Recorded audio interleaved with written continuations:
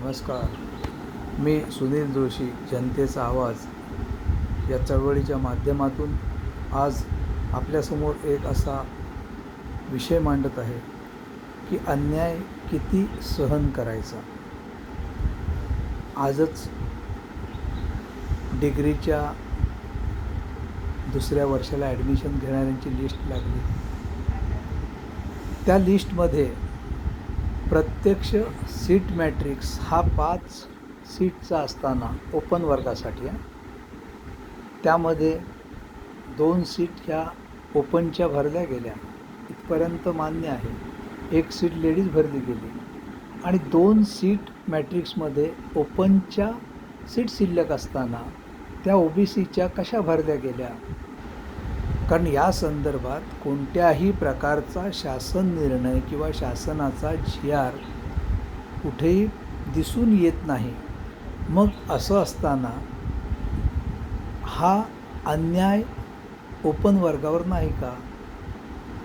मग ही जबाबदारी हँडल करणारा जो विभाग आहे तो एक तर निद्रिस्त झालेला आहे किंवा जाणून बुजून सरकारला खुल्या प्रवर्गावर अन्याय करून त्यांची मुस्कटदाबी करायची. हे कदापि सहन केलं जाणार नाही. कारण ह्या सीट ज्या OBCच्या आहेत त्यांनाही सीट मॅट्रिक्स दिलेले आहेत, त्यांच्या सीटही भरल्या गेल्यात आणि प्रत्यक्षात त्यांना त्या सीट मॅट्रिक्समध्ये 3 सीट आहेत. मग त्यांच्या आता 5 सीट झाल्या. हा जर असा अन्याय ह्या माध्यमातून जर होत असेल तर माझं सरकारला एक सांगणं आहे की तुम्ही सामान्य जो वर्ग आहे त्याला शिकण्याचा आणि ह्या महाराष्ट्रामध्ये जगण्याचा अधिकार आहे का? का फक्त तुम्ही सरकारमध्ये आहात म्हणून तुम्हाला बोलण्याचा आणि खुल्या प्रवर्गाची मुस्कटदाबी करण्याचा अधिकार आहे? याविषयी मी आपल्याला एक कडक शब्दात इशारा देतो की हा जो काही आपण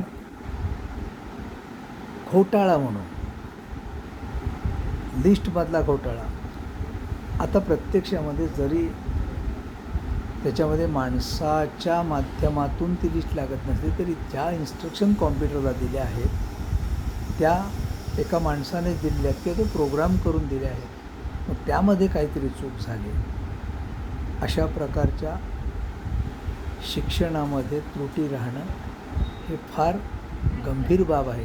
तर याच्यामध्ये जर शिक्षण मंत्र्यांनी हा व्हिडिओ पाहिला तर त्याची चौकशी करावी आणि त्या ज्या मुलांवर अन्याय झाला आहे त्या मुलांना त्या ठिकाणी प्रवेश मिळावा ही नम्र विनंती आहे. जय हिंद, जय महाराष्ट्र.